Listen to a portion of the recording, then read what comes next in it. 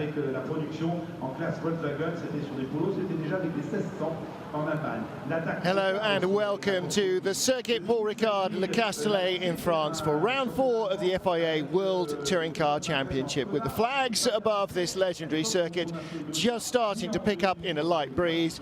We have seen the first glimpse today of the S word. Shh, whisper it. The sun may appear. Air temperature hovering now just under 13 degrees, and the track is actually starting to dry out for the first time since it was dark overnight and the rain began. Well, cars heading through the pit lane and trying a combination of tyres, working out whether all slicks is the way to go, because it's not a wet tyre track any longer, or whether you want slicks on the driven front wheels and wet weather tyres on the rear, which are softer, heat up quicker, and might keep the temperature and allow you to control the rear of the car. Most teams, most drivers indeed, seem to have gone for slicks all round, but we'll try and give you an idea of what's on the grid, because some are hedging their bets. But it is drying fast. An hour ago it was definitely looking like a split setup. Now, unless it rains again, in which case all bets are off, it does look as though it's going to be a full slick setup, not a split setup.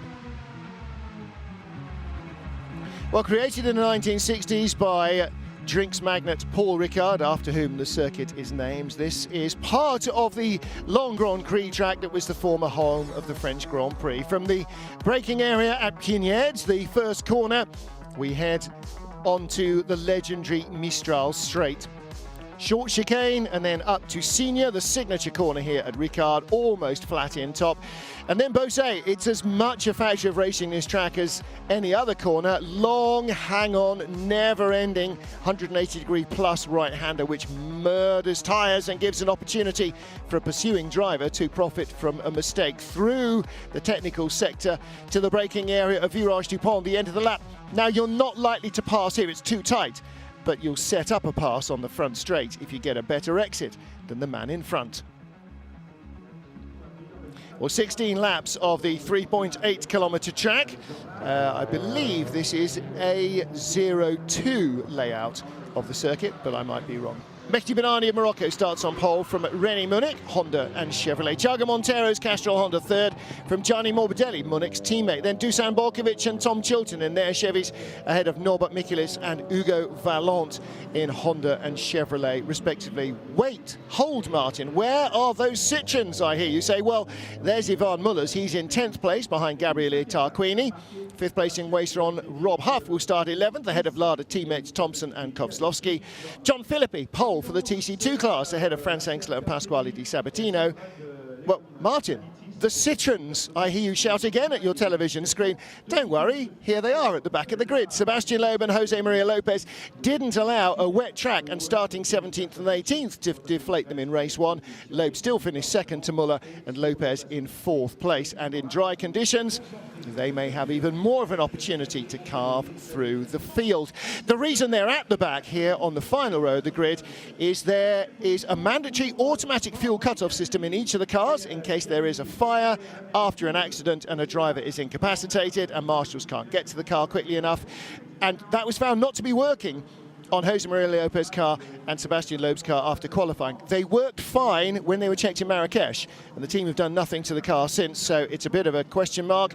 We heard Yves Maton, the technical director of the team, say that they will change those items before Hungary in 2 weeks' time. But Sebastian Loeb, 2nd place, and Ivan Muller, 1st place, were on the top step of the podium from opposite ends of the race one grid. Muller started on pole, Loeb last row of the grid, and yet they conspired somehow to meet, not in the middle, but at the top. Sebastian Loeb, as a result, is our championship leader by 5 from Jose Maria Lopez, and Ivan Muller, 32 points behind overnight, has almost halved that gap, and again starts not the whole field ahead, but at least 10 cars or 6 cars ahead of his teammates, and will hope to close the lead on Loeb and Lopez still further this afternoon at Chevrolet. Down on the grid, but not with a car to race, is Tom Coronel. He'll be joining me in the booth very shortly after he's had a last quick check on what's going on, especially with tyres on a fast-drying track now the sun is out. Surely there is no option but slicks all round. Norbert Michelis in his Honda Civic. Damaged steering arm at the end of race 1 hasn't prevented him making the race 2 grid. Very quick work by the team. They'll have had several hours to look at the car, plan exactly what needed doing, but it's always just a little bit of a worry to make sure you get there in time. Well, among the changes to this year's World Touring Car package is a new aero package to help the teams deal with a wider track, bigger tyres and more engine power. And what it has meant, we take a look at this Honda Civic, at 200 kilometers an hour, the drag that the car generates by punching a hole through the air is now around 190 kilos to 130 of the old car, so a near 50% increase in drag. Wheels designed with the front splitter to draw air round through the wheel and then exiting the wheel to help cool your brakes. The brake ducts are no bigger than last year, despite the fact that the cars are faster and have bigger brakes. The front air dam has been greatly increased. The splitter and the new aerodynamics give you around 180 kilos of downforce at the front compared to just 70 previously. And where the rear wing really did almost nothing for you in the past, you're now getting 55 kilos of downforce off the new spec rear wing. What that means then, of course, you've got 180 kilos at the front, 55 at the back. You want a pointy front end on a World Touring Car but you've got to make sure you balance front and rear aero the same as everything else. Well, here on the grid in 6th position is Tom Chilton. He is the Royal Motorsport teammate of Tom Coronel. His car survived the races in Marrakesh. Seems to be quite on top of his game in the wet weather encounter. But he will hope for a little better in the dry conditions. Starting 5th on the grid, as he did for his first ever World Touring Car start. Race 1 in Marrakesh is Dusan Borkovic. Didn't make the top 5 shootout in qualifying yesterday, just outside. But the Serbian driver is really enjoying this championship. He was admitting to being very nervous about being 5th on the grid for his first ever start. He said, I'd much rather start at the back of the grid, but he carried himself off very well indeed in Marrakesh and has become a firm favourite with the crowd and fellow paddock members already. Well, he starts on row 3 of the grid. Row 2, Gianni Morbidelli, the tallest to the shortest driver in the championship, and there has got to be getting on for a metre difference in their height. Gianni Morbidelli, absolutely made for a Formula 1 car, i.e. tiny. And Dusan Borkovic, 2 meters 4, and in real money, that is about 6'10". He reckons about 6'7", but that's definitely not the case. Matt Neal's 6'7", and he towers over Matt and I. So Gianni Morbidelli lines up in 4th place on the grid. Great opportunity for him to try and really get the best out of his Chevrolet Cruze. Alongside him is the Castrol Honda of Thiago Monteiro. Again, the top 10 on the race 1 grid are inverted, or the 6 to 10 in the race 1 grid are inverted, 1 to 5 for race 2. And so Thiago will start on the driver's left on row 2 of the grid. That's the outside line going into the first corner, but now that it is drying up, that is the side of the track that should have more grip. There should be no more running around the outside on the wet weather line. Now, René Munich, last time he was way up on the grid, Salzburg and Austria last year. Rob Huff was telling me earlier he wanted to start from the pit lane instead of getting in the way of the professional drivers. Rob said, no, you can't do that. If you really don't want to mix it with everybody else, go straight on the chicane. That's what he did. And he said, again, I want to start from the pit lane here, not the front row. That's for professional drivers. And again, I think he's been encouraged to take his start where it falls. So he will start front row of the grid. And Mehdi Benani, the Moroccan driver who started on pole for race 2 in Marrakesh, gets the chance to do, on the front row in Marrakesh, gets the chance to do the same again here from pole position in France. The big story from Le Castellet at the Circuit Paul Ricard. Sébastien Loeb and Jose Maria Lopez forced to start both races from the back of the grid after problems with the automatic fuel cut-off system in their cars were discovered after qualifying. Their teammate Ivan Muller won race 1, Seb Loeb was 2nd, and Lopez was 4th. So really good run through from them. You saw a smiling Graham Chilton. Chile's son Tom starts in 4th place. And there's a problem getting away from the grid for Gianni Morbidelli. finally gets the car creeping away, so he will be able to retake his grid spot on the second row of the grid. Martin Haven and Tom Coronel watching the action, and Tommy, we hear that the slow start for Ivan Muller was that he did not select the start sequence button on his steering wheel. He pressed another one by mistake, and that's why the car just kind of crept away rather than full launch control aggressive mode. Well, then they must have two buttons for this, because if the button is not working and you're still on throttle, because it works with full throttle, then you would have had a lot of wheel spin. So I'm surprised by this one. Second of all, it's a professional driver. I mean, when you're in pole position, you should not push the wrong button. But anyway, these are discussions. Probably the engineer would give me the barking if I would have had this type of excuse. But he won the race, so what's the problem? Well, let's hear from Rob Huff, 5th in race 1. Very different track, though, for race 2. So on a very slippery track here, it's definitely everyone on slick tyres, but there's definitely some damp patches. As before, trying to get as much temperature in the brakes and the tyres, especially those rear tyres, are going to play a crucial part in the first couple of laps of the race, especially on the second part of the circuit where it's still really quite wet and damp. Totally different conditions from the first race, and the setup obviously we've not been able to change massively, so not quite sure how that's going to work out for us. Kind of hoping that everyone's in the same boat. We've made a few little changes that we could in the time frame that we had, and fingers crossed that'll give us a bit of a stiffer setup. As you can see, working everything as hard as possible, and just trying to get everything nice and warm, trying to keep relaxed before the countdown for the start, make sure I get in my start box properly, and turn the launch limiter up for the dry setting, and hopefully we'll get away as well as we did in the last race. Thank you, Rob. Tom Coronel, a couple of points that Rob raised. First of all, offline wet. If you're coming from the back of the field, that's the bit you might have to use a lot. So that's going to make the job of Loeb and Lopez even harder. Yeah, it's difficult to overtake because there's one line who is stable and all the others are wet. So you cannot overtake there because it's slower. So there will be some difficulties here for sure.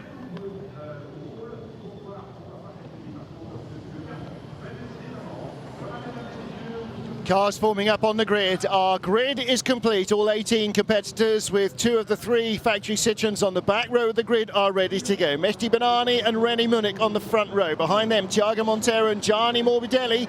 The 2 Chevys easy to the spot, black and white. The 2 Hondas, red and white and green. And a slow getaway from Benani. Or was it? It was another classic Thiago Monteiro. Well, that was a Gabriele Tarquini start from Thiago Monteiro. So he's been taking lessons from the old dog. He leads. Benani second. Munich is going to be third. Tom Chilton right up the inside. Great start from Chilton, and Borkovic was alongside him. Bit of bumping and boring. The Citroens already got by the TC2 class. Oh, and big sideways moment from Tarquini, and that was Borkovic inside Chilton. And René Munich, no, Chilton is still there. René Munich and Gianni Morbidelli still there. And oh, around goes Munich. No, that's Morbidelli. Munich was trying to, Morbidelli rather, was trying to take a slightly wider line. Chilton got inside him, and damage, I think, for Tom Chilton's car. He comes off the chicane on a very, oh, that's Norbert Mikulits. All right, so it's too many black cars. Monteiro leads from Benani and Munich still in third. Tarquini fourth. Great start from Gabriele. Where was he on the grid? Oh, only 9th, up to 4th place in a couple of corners. But Tom, this massive group behind is going to go a little bit pear-shaped. He's got 2 Citroens in it already. Yeah, for sure. It's the mixture is interesting because it means that some faster drivers need to make up some places. But it seems like a very strange first 3 corners. My teammate Tom Chilton, I think, was touching in the first corner a few people, and also into the chicane. I think that was Gianni Morbidelli. I think you're right. Yeah, and here he is in front. Yeah, he's in 7th. Citroens. Well, that's Jose Maria Lopez from 17th, in front of Ivan Muller from 10th. Mikulits in trouble. He had a steering arm changed before he went out to the grid. It looks like that might not have been all his problems. Car number 12 is Rob Huff, struggling in the dry. Lopez had a brilliant start from the back of the grid in 1 lap to P7. Made up 10 places. Loeb goes by Vallant, who's going very slowly. Huff on the outside, Loeb on the inside makes up 2 places in 1 corner. Wow, I tell you what, these Citroën drivers really are using every bit of performance the car has got. There's Dusan Borkovic in 5th, but the interest is behind. Bits flying off there, off somebody's car, not quite sure whose. Hugo Vallant going very slowly. Norbert Mikulits also struggling. Vallant going backwards fast, I'm afraid. Montero pulling away from Bernani and Munich and Tarquini, and then Borkovic and Chilton. That's your top 6. Then Lopez and Muller. And Muller will sit behind Lopez, I think, and allow the Argentine to open the door. Ooh, there you go. As soon as I say that, he tries to pass his teammates anyway. Now, if he hadn't had that lunge, Tom, he might have got past Chilton as well. Yeah, well, it's already quite impressive how he's overtaking the inside of my teammate's car, because I know what this car is capable of finding the grip, but somehow they have so much more grip on the inside. Fantastic move from Jose Maria Lopez, passing inside, outside. Now he's lining up Dusan Borkovic, and he will see the Citroën coming straight down the inside of the hairpin. And it's Citroën to Citroën contact. And Sebastian Loeb gets his nose in alongside the rear wheel of Ivan Muller, and the door is suddenly closed. Now, is that going to cause problems for Loeb? They spent a day trying to knock bits off the car in testing, so they knew that things like that wouldn't damage them. He should be okay. Oh, Borkovic goes sideways under the braking. He is losing the rear with Sebastian Loeb on the inside. And Tom Chilton right behind, and then the bright yellow colours of Hugo Vallant. It looked like Borkovic was just a little off the racing line on the wet stuff, and the tail snapped away from him. Loeb couldn't capitalise in that tight little hairpin corner.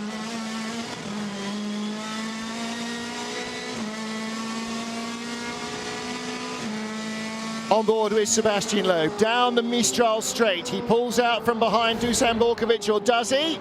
This is a moment or two ago. Borkovic skating wide, and there was contact with Loeb there. That's the second hit that left front corner of the Citroën has taken. And in the middle of this battle is René Munich, car number 77. He is more than happy to move out the way and let the professionals who are racing for the championship get on with it. He just enjoys driving these cars. He said, I'm not here to make life tough for anybody. And, you know, when you are in a championship battle, having a guy who will get out of the way without holding either driver up is actually great news. Dusan Borkovic, however, is giving Sebastian Loeb a tough time of it. Oh, up the inside, and again he sticks his nose inside, and again Borkovic gives him racing room and survives, and Tom Chilton's getting a run on Loeb, who squeezes him up against the pit wall and cuts him right off. Do you think Sebastian Loeb needs to learn much about touring car racing? I think he's got pretty much what he needs. It's an aggressive driver. He's really trying. You saw that he tried to put the nose in at the last corner of Borkovic, and he was even locking up the wheels, because when the camera was on his car, you're... Yeah. He's been watching some videos and taking some lessons from the best, and oh, Hugo Vallant gets it wrong under braking. Again, Tom, when you're away from the line, maybe just on the curb or the paint, it's so much less grippy, and he just skated wide. Norbert Mikulits tried to get by in the Honda. That Zengo Motorsport car doesn't seem to be as quick as the Castrol cars or the Pro Team car of our race leader, our second place man, Mehdi Bennani. So you've got Honda 1, 2, 3 at the moment as the Citroëns work their way through from further down the order. There was a small coming together between Mikulits and Vallant. He didn't give him any space. He just moved to the outside, and then they touched, and then Mikulits cut the circuit. He went on the wrong side of the tire barrier at the chicane, which to me is no problem, because he was trying to avoid an accident. Yeah, absolutely. Now, the stewards will look at the incident between Tom Chilton and car number 10, Gianni Morbidelli. Morbidelli's now recovering from the tail of the field as we look at the battle for second. Gabriele Tarquini chasing Mehdi Bennani, whose front splitter, of course, he used in Marrakesh, because the rest of Tarquini's car was a bit banana-shaped after being hit by Gianni Morbidelli in free practice. It's of course a little bit painful to see Benani here running on second, but until now he's doing a good job. Well, it's worth underlining, Tom, you know, you guys race hard, but you do get on well out of the car. And I mean, we saw, you know, your conversation with him on the grid in Marrakesh last week, and you know, that's an incident like that is not going to hopefully sour relationships between drivers who get on so well. Ah, well, you know how people behave on the circuit. For me, on the circuit and outside the circuit are two complete different things. So no, I'm not worried. I know it's a reasonable, clever person. Probably in Marrakesh he was a little bit more hot. And yeah, you know, we can have many discussions whose fault it was, but it's over. It doesn't help to discuss it. I'm not here just because of that accident, but I'll be back in Hungary. Absolutely. Well, Tarquini moves up to second, Benani in third. So Castrol, Honda 1-2, Thiago Monteiro leading Gabriele Tarquini by 3.5 seconds. Fastest lap of the race, though, for the man in fourth place, who is now right with Benani. Jose Maria Lopez, Ivan Muller with him. Sebastian Loeb in 8th place. Don't forget that Lopez, if they finish as they are, will retake the championship lead from Loeb, who finished second in race 1. And Muller will close a little bit on Loeb, but not on Lopez. It's a fantastic battle of performance going on. Lopez around the outside, squirrely under braking, but Tom, that was like a car in a different class driving around Benani's Honda then. Well, I have seen this also in race 1, that Sebastian Loeb was overtaking Huff on the outside of the first corner. You know, that's impressive. That means that the setup must be really a lot stronger than the others, because otherwise that's impossible, because everybody is on the limit in that corner. Looking back from Benani, here comes Muller getting alongside. And Benani, like everybody else, is going to accept the inevitable. He's driven around the outside of me, out of the hairpin. Well, he's going to go by me in a straight line, there's no question about that. If you've got that much in a drag race at the start, then your rival will never catch you back. So Lopez and Muller move up to 3rd and 4th. One Citroën already on the podium from the back row of the grid. Yeah, but it's quite easy what's going to happen here. Thiago Monteiro is leading the race with 4.5 seconds from Gabriele. So Gabriele now has Lopez and Ivan Müller to take care of, which I think is going to be a difficult task. But for sure, Tarquini will try to keep them behind. But that is in the benefit of Thiago Monteiro, because 4.5 seconds in 11 laps, that's nearly impossible. Yeah, okay, I would give you that definitely. Tom Chilton, incidentally, in the black Chevrolet, the Capsicum car, back in front of Sebastian Loeb. So he's repassed the Frenchman, and here's where he did it, into the first corner. No contact there. Loeb's camera showing that Chilton dived on the inside, and Loeb just a fraction too late. And we're talking the blink of an eye too late, Tom, not a second or two. It's fractions, hundredths of a second too late. You just overstep the mark by a car length. This is the battle for second, which will be very interesting. Oh, Tarquini makes a mistake. Yep, gets in. A big one. Big mistake. Round the outside goes Lopez, round the outside, the other side goes Ivan Muller. They both go by, and I thought Tarquini's chance there was to hold up Lopez, allow Muller to catch Lopez, allow Muller to attack Lopez, which he will want to do to get in front of the Argentine. But as it was, a miscue from Tarquini gave away second place, and you don't see many big mistakes. Oh, what happened? Oh. There's a safety car. Safety car is out. Why? All 3 sectors of the racetrack are yellow. This is a good possibility for of course Lopez and Müller. Game over, I'm afraid, for Thiago Monteiro. Not a chance he's going to win a race with Lopez and Müller starting right behind him. Okay, so this is Loeb, Borkovic and Chilton. Whoa! I bet he still finishes the race.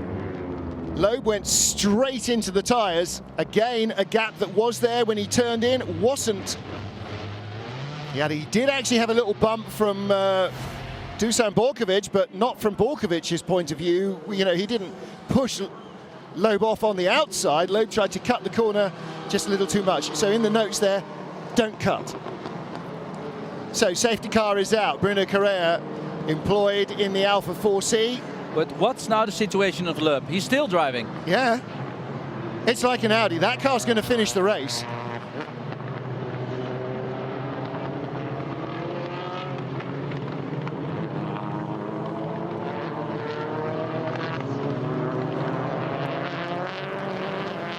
Safety car is out here in Marrakesh, halfway through the race. This is lap 8 of 16, and Andrea Adamo and the rest of the guys on the Cashel Honda pit wall, Tom Coronel, they've just seen any chance of a win evaporate. There's no way that they're going to run away from the Citroens with no advantage. No, as the princess of Lopez is, of course, very worried, but I think she should be happy because now the gap of 4.5 seconds, it just came out as a present from Sebastian Loeb.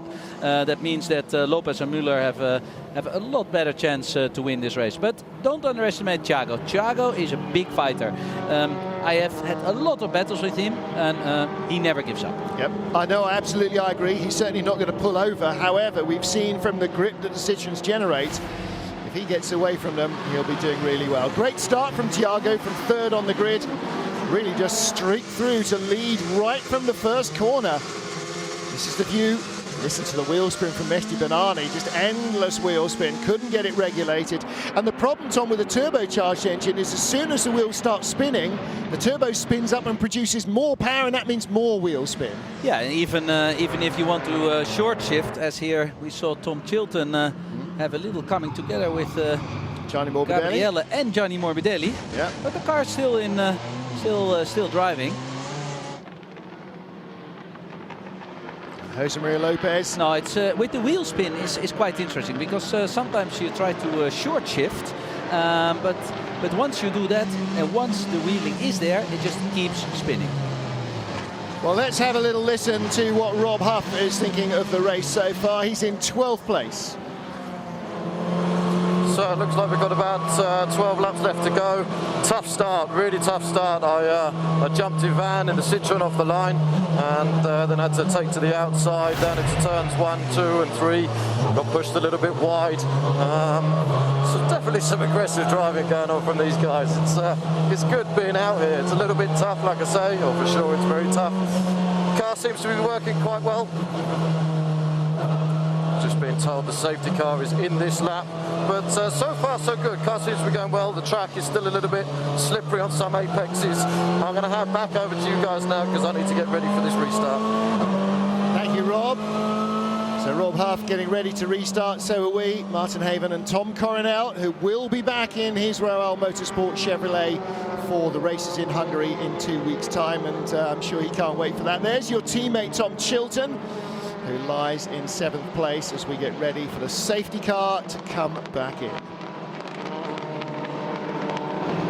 So last couple of corners here at the famous Circuit Paul Ricard, just outside the village of Le Castellet, 45 kilometers from Marseille in the south of France. And after a wet day all round, what is pretty much a dry track ready for the second half of this race.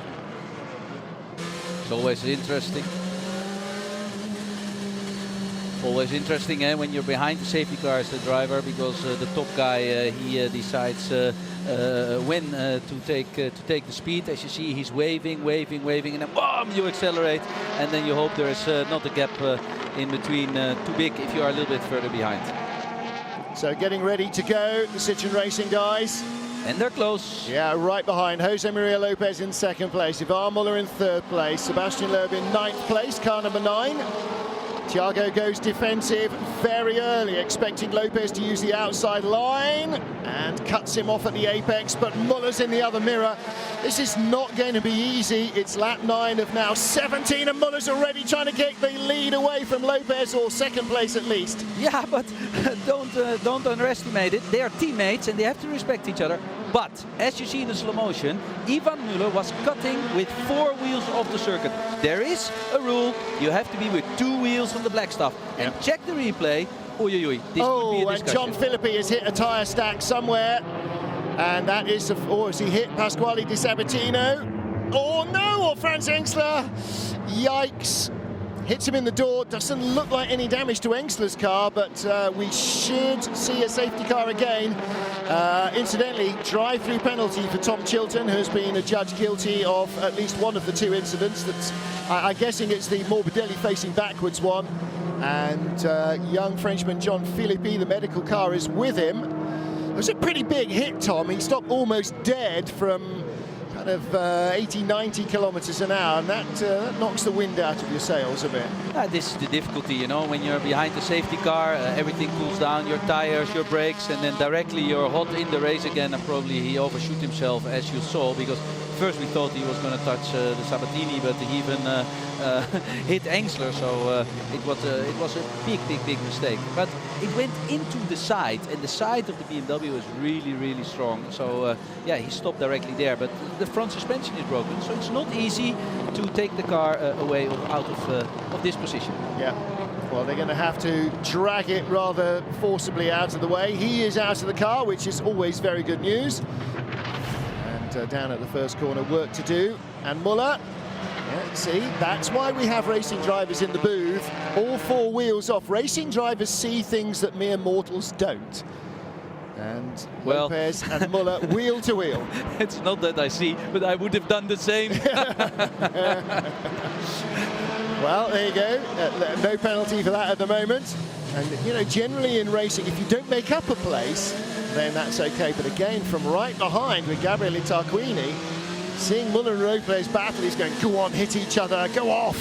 Waiting for the door to open so he can go by to make it a 1-2 behind Thiago. Also the difficulty now, in the front you have the radiator, in the front you have the oil cooler, so it will be very slippery now at the entry of corner number 1. So if you see somebody making a mistake there, it's just because of the liquid on the front. Yeah, the antifreeze or the coolant they use is very little water and very heavily chemical, and that becomes very slippery indeed, and the oil down there as well, bits of carbon and stuff, hopefully will all be swept up. So what that's done is it's changed the lead in the class in TC2. Engsler was in front of Di Sabatino. Pasquale is now ahead of France. Let's hear now from Rob Huff as we hopefully will get ready to go a second time.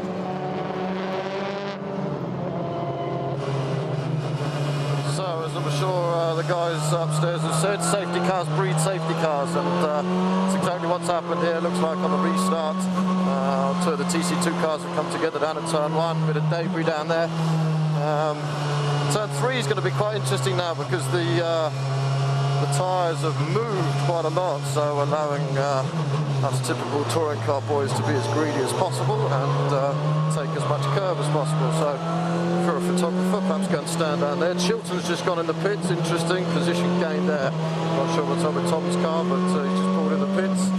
And the safety car just trying to keep everything up to temperature without overheating it. So it's just a case of leaning on the brakes a bit, keeping the exhaust and turbo temperatures down, short shifting, low RPM, and no real debris down there at turn 1. So that's good to see. So we don't need to be too careful coming down there on the first go.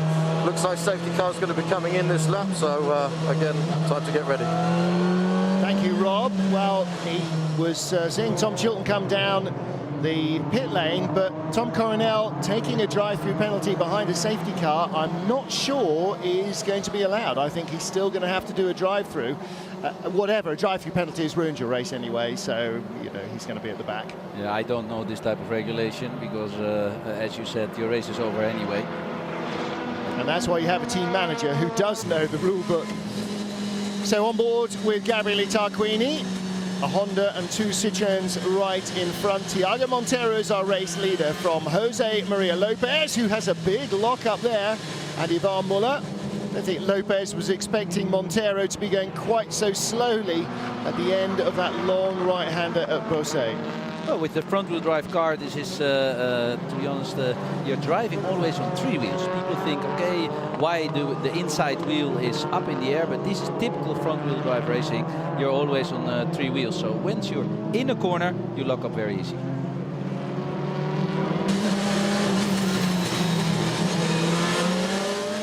Safety car in as Thiago Montero leads us away. The onboard view from Gabriele Tarquini in 4th place. Are we going to have a Citroen 1-2 or a Castrol Honda 1-2 here? That depends on Jose Maria Lopez and maybe Tom Coronel, more importantly, on Ivan Muller and how clean the battle between them is to be the best of the Citroen. Sebastian Loeb behind Dusan Borkovic. Is he going down the inside into turn one, as he has done so many times? See Borkovic's car flapping some panels. Yep, straight down the inside, finds the oil and the lubricant, and is suddenly very sideways. Well, Sebastian is greedy, and I can understand in this type of situation because, well, he's the leader in the championship, and he's just seeing that Lopez and Müller are almost in the lead, so they will take a lot of points. So he's greedy. With only 6 laps to go, yeah, you know. Down the inside, the slippery stuff was there from John Philippi's Seat, and he found it. No big moment for him, but just enough to drop him back another couple of car lengths. Drive-through penalty for car 3 still to be applied, and the incident between car 6 and 27 to be sorted out as well. Well, obviously nobody has spotted Loeb driving into anybody. Ah, but this was racing. They were touching, and we still are driving with touring cars. Absolutely, we need to rub a little bit, otherwise it will be boring. And also these drivers, they are used to it. Oh, somebody overshoot himself. Yeah. Who went straight? Shot straight off. I think that was Norbert Mikulits or James Thompson. Norbert Mikulits, I think. Thiago Montero still leads from Jose Maria Lopez. What about Ivan Muller? Thiago needs Ivan to really start attacking. Oh, it was René Munich who overshot himself. Incidentally, the incident between Philippi and Engsler is the one that the stewards will investigate.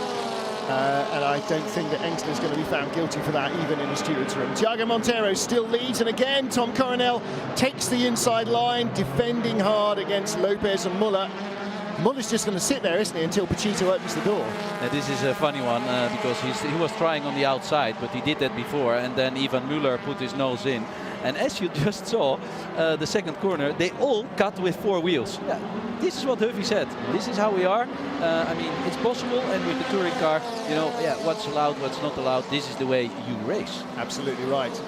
So René Munich has gone from 6th to 11th with that mistake, and Lopez on the inside at senior buries it flat in top inside Thiago Montero, and he's got the grip to get away with it. Well, congratulations to everybody applauding the driver's move, because it's the engineers and the designers that have given them the car to do it. Little drag of Ivan's rear wheel arch on the nose of Thiago's car as he goes through. So they're past the Honda, and now the battle between the two Citroens will begin, between Jose Maria Lopez and Ivan Muller for victory here. Yeah, it's a special race because if you start at the back of the grid and you can win, then you've also had a little bit of luck with the safety car situation. But anyway, Lopez is doing very clever, high risky move, and directly Ivan Muller could take benefit out of it as well, because of course this unbalanced Thiago a little bit. And that's what Muller wanted, for Lopez to just stick his nose in somewhere so Thiago can't keep the door shut, and then hopefully 2 can go through as easily as 1. The problem now for Muller is Lopez isn't going to be easy to catch. Listen, we knew when we turned up in Marrakesh, one of the 3 Citroen drivers was going to be the world champion this year, unless there was some crazy act of God, and they knew it too. And for 24 races, they know it's them or their teammates. The rest of them are part of the game as well, but for the World Championship title, it's me or him. Yeah. And that makes life very difficult. Yes, but the leader at the moment is in big trouble, because he's already for 6-7 laps behind Borkovic, and he doesn't seem to overtake him anywhere. He's not a lot stronger somewhere. Probably it's because he has some damage on the right front, because we would have expected him to overtake Borkovic more easy. Well, first of all, he's got damage to the bodywork, and that's going to disrupt the aeroflow, so there's going to be a little less on turning, a little less front grip. Secondly, he is right behind Borkovic, so the dirty air behind Borkovic will upset the front end of Loeb's car as well. He's going to have to keep lunging down the inside under braking, where you don't need so much aerodynamics, because he's not going to catch him through the corners. He is all over the Serbian driver, but again, Borkovic, don't forget, this is only race 4 ever in the World Touring Car Championship for both those guys, but one man is a 9-time world champion in his chosen discipline before, so Borkovic is doing a great defensive job holding up Loeb. And whether hitting that tyre stack has deranged the front end of Loeb's car or not remains to be seen. Mikulits under pressure from Valent, and Huff is going to try and stick his nose in there as well. It's a little bit like their battle in race 1, just a bit further back down the order, that's all. And Huffy's got a good drive there, hasn't he? Cuts back. And Tom, he wasn't looking to make a move there, was he? But he was trying to make Vaillant look, distract him when he's getting into the braking zone. Yeah, that's for sure, because the straight is too short there and the braking zone is also too short there to make an overtaking maneuver. And also you know that the next corner is going to the right. Bernani in trouble. Borkovic is driving around the outside, or trying to. Bernani has suddenly dropped off the pace. His best lap a 33.3, his last a 34.0. Oh, they're touching. And Borkovic tries to get inside, and here's the chance for Sebastian Loeb. Borkovic drifts a little offline. He has to get on the brakes. Loeb's up the inside. He's no mug at this game, is he? Loeb sees an opportunity in capital letters in every chance, and through he goes. He's been waiting a long time for that. He's in 6th. But Bernani doesn't seem to lose his speed. Probably he just made a small mistake there, because he's not losing speed now. Well, if you make a mistake in the exit of that chicane, you're going to be slower all the way along the straight, aren't you? And that, you know, it pays off at the end what happens at the beginning. Onto the straight we go. Is that wheel spin as Bernani rode the curbs there? I think it might have been. Sebastian Loeb is right behind us as we sit in 4th. So it's Citroen 1-2, Castrol Honda 3-4, Bernani in 5th for the moment. Loeb throws it at the apex. Couldn't quite close. But part of that, Tom, really showing strongly on the inside again, is to keep Bernani looking in his mirrors, to unsettle his concentration. Well, Bernani as a driver has some experience in the championship, but there are possibilities. I mean, he's of course a good driver, but still to do this for what is it, 15, 16 laps or 18 laps is not easy. But we have only 2 laps to go, so Sebastian Loeb needs to make a move, because further up he won't come. The maximum he can do is 5th.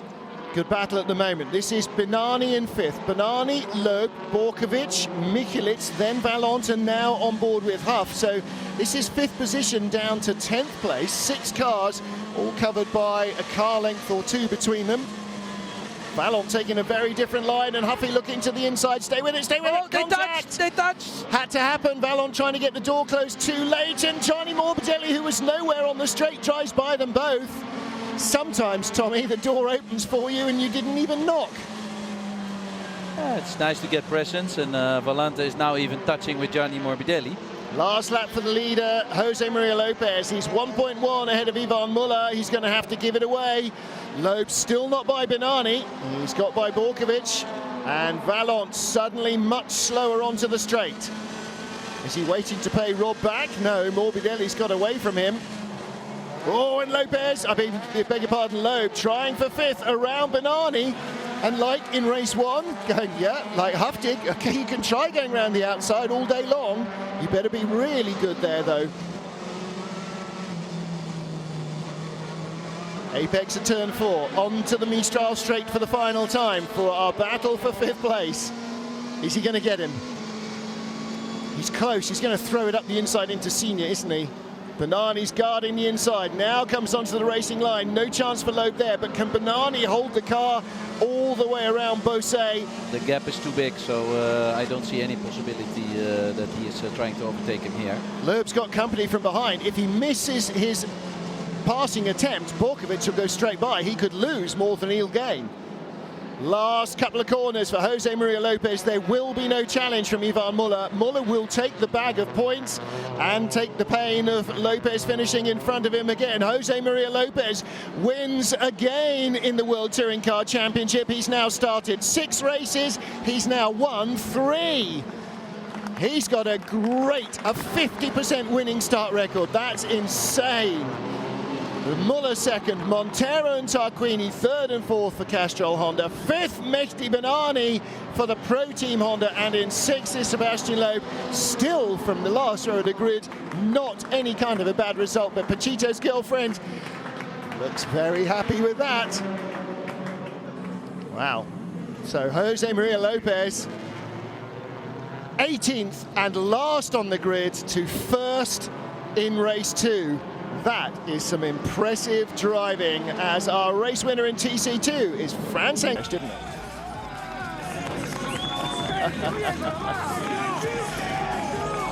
Tom Coronel, you know that feeling, don't you? And it's just one of the most wonderful sensations for any sportsman is to win a tough one. And that was a tough one. Last to first for Jose Maria Lopez. Unbelievable strong drive. A good guy. Let's wait and see how the others will react on it, because you saw Loeb was in a hurry. He's making mistakes in the first race.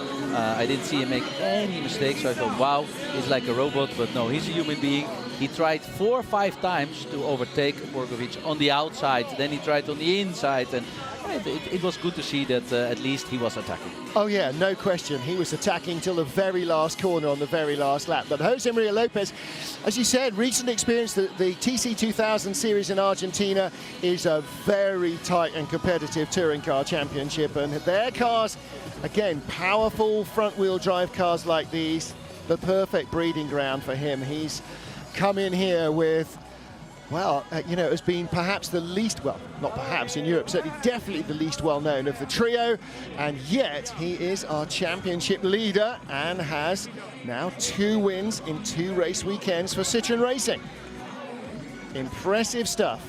And when you count him against his teammates, then you really see the quality of the man.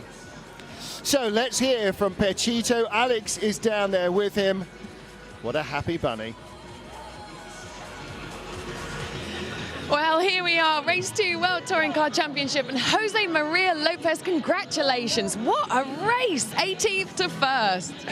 I can't believe it. I don't want to be modest, but we had such a good car, and you know, all the merit is to the team.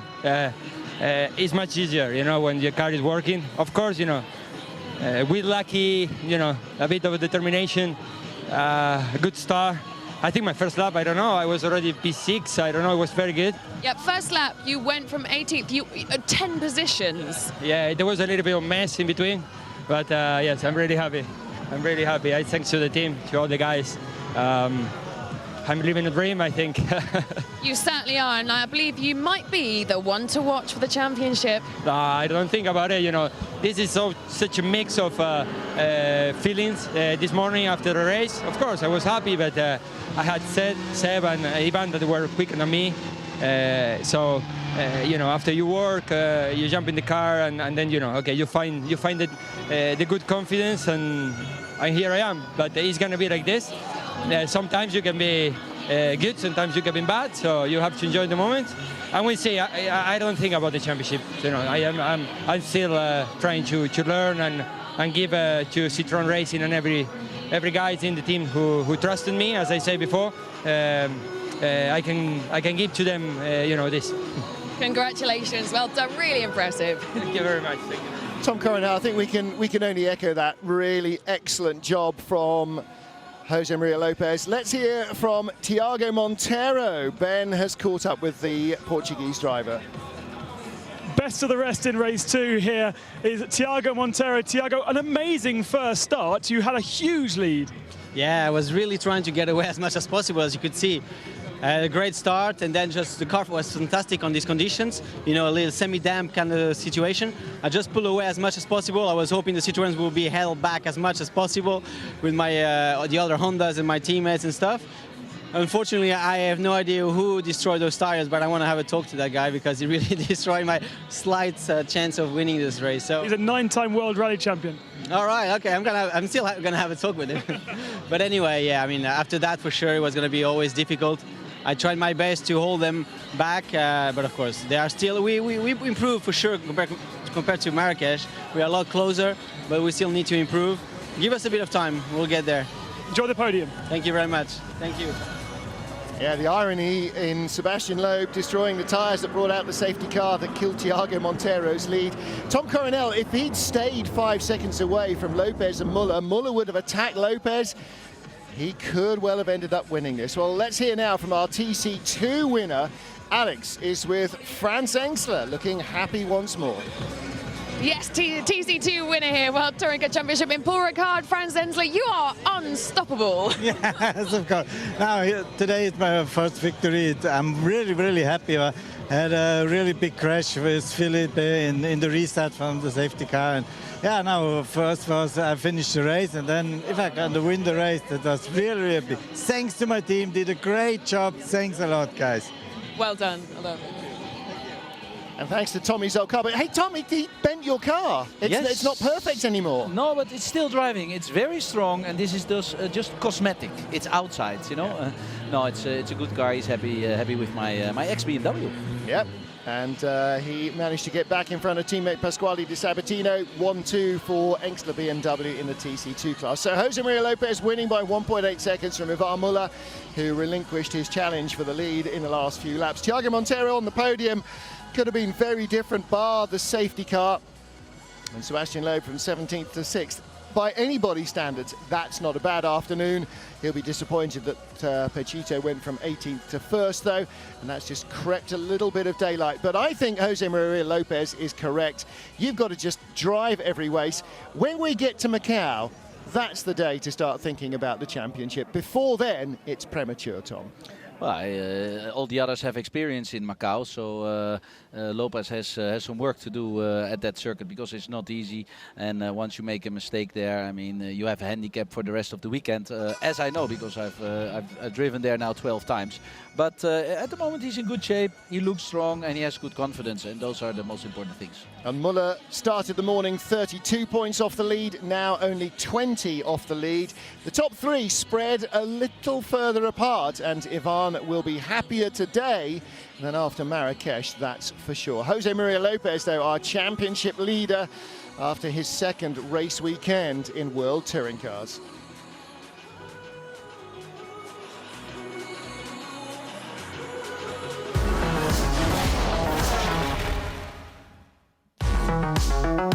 Well, after a wet race 3 here in Paul Ricard, a dry track for race 4 changed the game completely.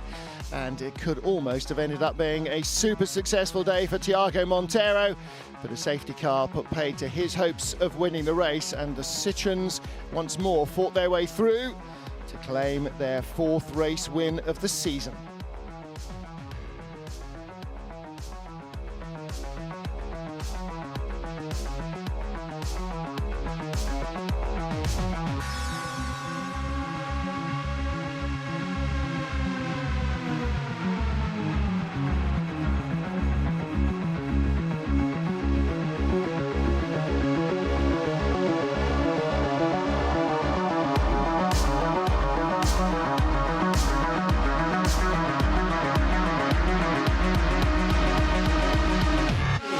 Veuillez accueillir sur le podium du championnat du monde FIA des voitures de tourisme pour cette deuxième course. Fourth race in the 2014 FIA World Touring Car Championship, like the previous 3, sees a Citroen driver on the top step of the podium. And for the second time this year, it'll be Jose Maria Lopez. But for Thiago Monteiro, it's an afternoon perhaps of what could have been. He still looks very happy with third position. He's on the podium. Ivan Muller in second place, and Tom Coronel 32 points away this morning, only 20 away, and only 6 behind Loeb this evening. He'll be a little happier. But the biggest smile, Jose Maria Lopez, I guess. Yeah, it's like you said, it's like a dream. If you start last and you can still win the race, I mean, this is unbelievable. Well, there's no question the Citroen is a good car, but give it to me, it wouldn't have gone from last to first, it would have gone backwards from last. But give it to me, I would have loved to try it. All right, there you go. Franz Engstler is our race winner in the Yokohama Trophy, and now we'll hear the national anthem from our race winner, the anthem of Argentina.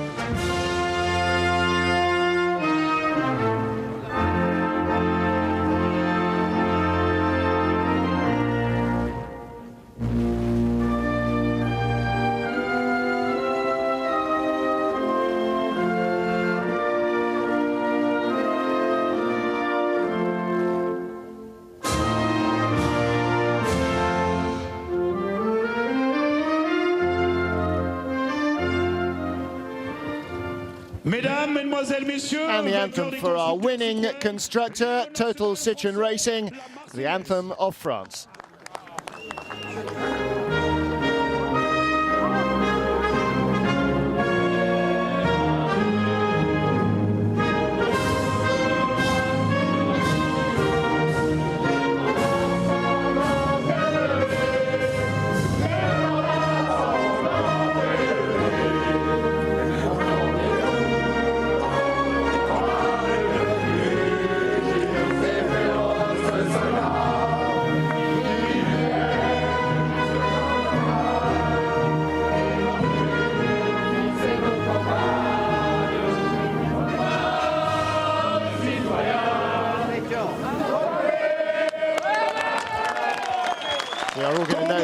by heart before the end of the season, aren't we?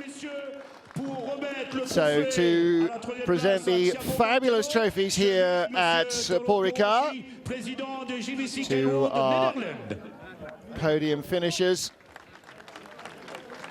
And these are great looking trophies, Tom Coronel. You know, we've got lots of cups, lots of plates, lots of vases.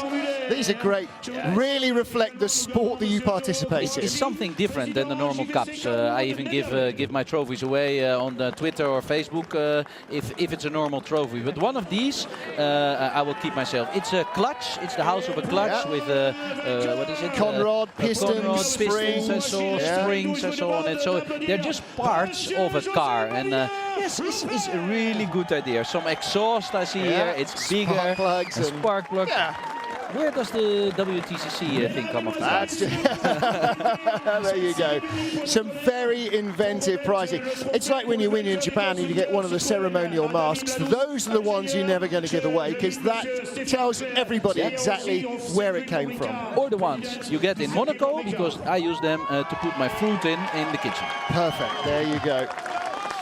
So congratulations to all our racers on a fantastic weekend's entertainment. My huge thanks as well to Tom Coronel. Tommy, we look forward to seeing you on grid, on track, back where you belong, behind the steering wheel, not behind the microphone, when we get to Hungary. But thank you so much, as ever, a fantastic job in the booth. And thank you also to Ben Costenduris and to Alex Legui down in the pit lane on behalf of the whole World Touring Car Championship TV crew here in Le Castellet. I'm Martin Haven saying Joyeuse Pâques, happy Easter, enjoy the rest of your holidays, and we will see you a fortnight from now in Hungary.